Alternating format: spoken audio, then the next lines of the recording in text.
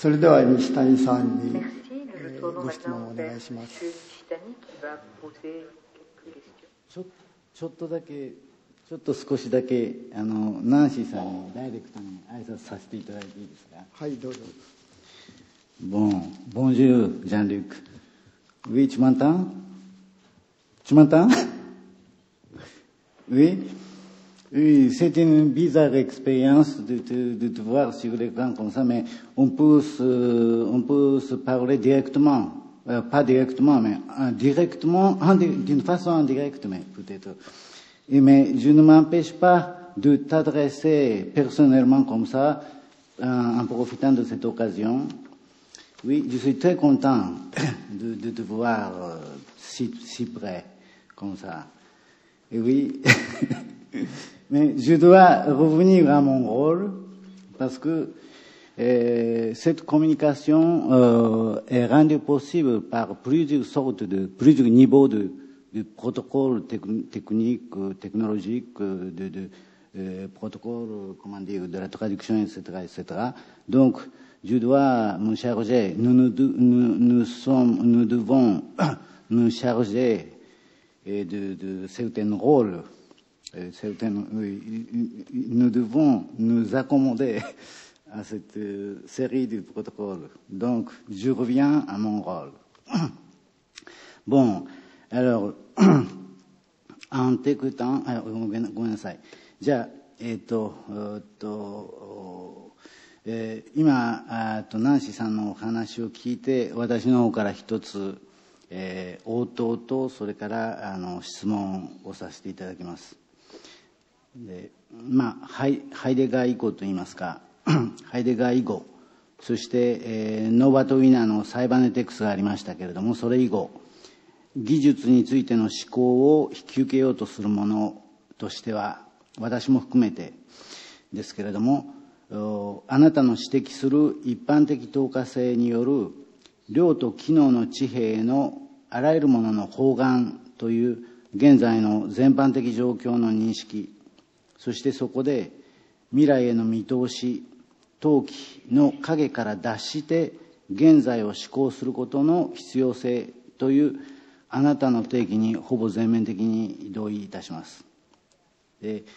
ポスト福島ということが特別に、ということを特別に語る必要があるのかどうかは議論のあるところです。というのも、おそらく我々の課題というのは、この間ずっと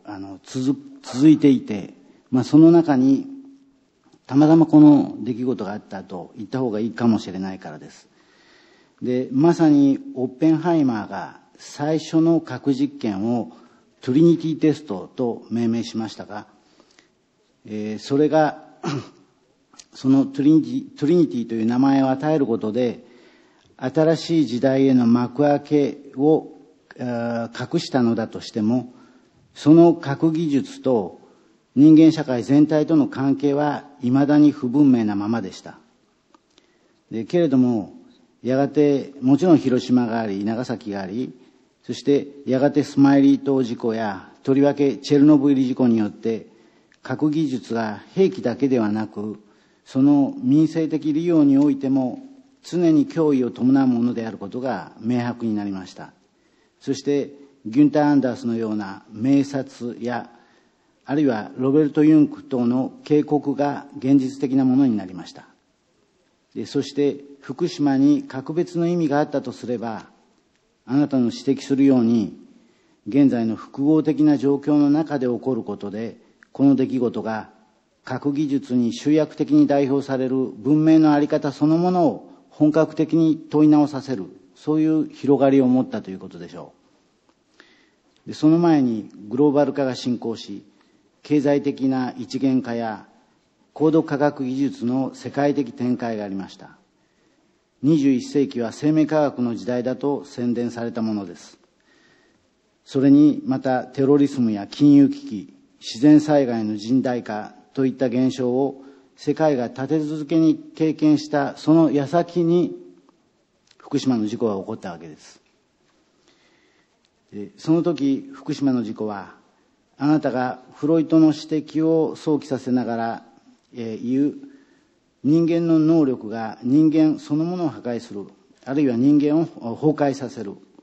さらには、それが崩壊なのか進化なのかの区別さえ見えなくするという、そういうプロセスが不可逆的に進行していることを白日のもとにさらしたわけです。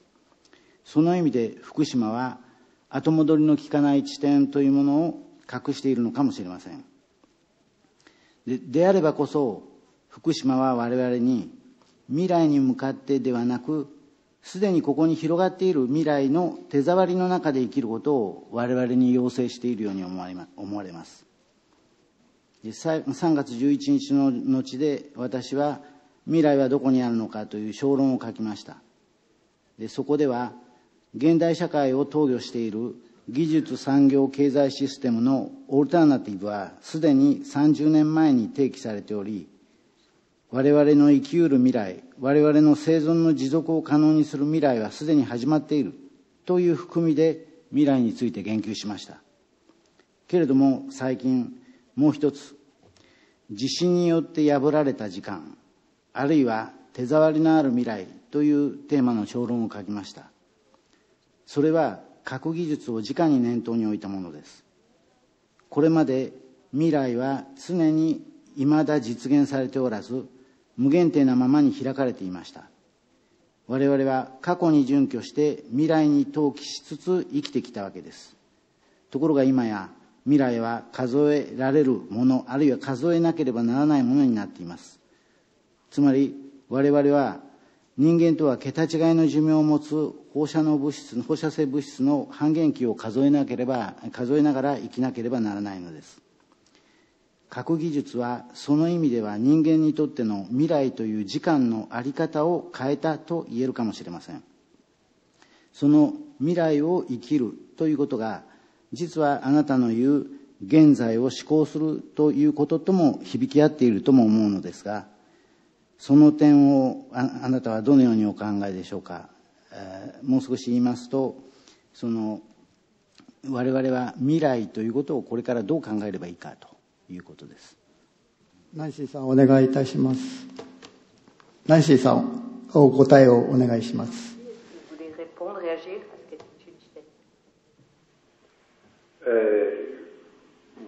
Oui, au savon, mais tu me demandes trop, tu me demandes de recommencer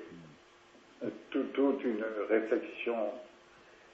d'ensemble et je pense, puisque je n'en suis même pas capable, que personne n'est capable de répondre à comment se saisir de cette totalité qui est la totalité d'une civilisation et qui est la totalité d'une civilisation en tant qu'elle est devenue civilisation mondiale. Le sens de la mondialisation n'est pas seulement le sens du déchaînement de l'économie marchande et de l'équivalence générale, c'est aussi le sens de la clôture du monde dans et par, en quelque sorte, une seule civilisation. Donc, comme tu viens de le dire, dont la filière nucléaire représente en quelque sorte la somme. En effet, dans le maniement de l'énergie nucléaire, qu'il soit pacifique ou militaire, on peut voir converger toutes les lignes d'interdépendance et de connexion de ce dont j'ai essayé de parler justement en reprenant le mot d'équivalence générale. Alors, donc, la seule réponse, je crois, c'est que il s'agit d'un changement de civilisation, d'un changement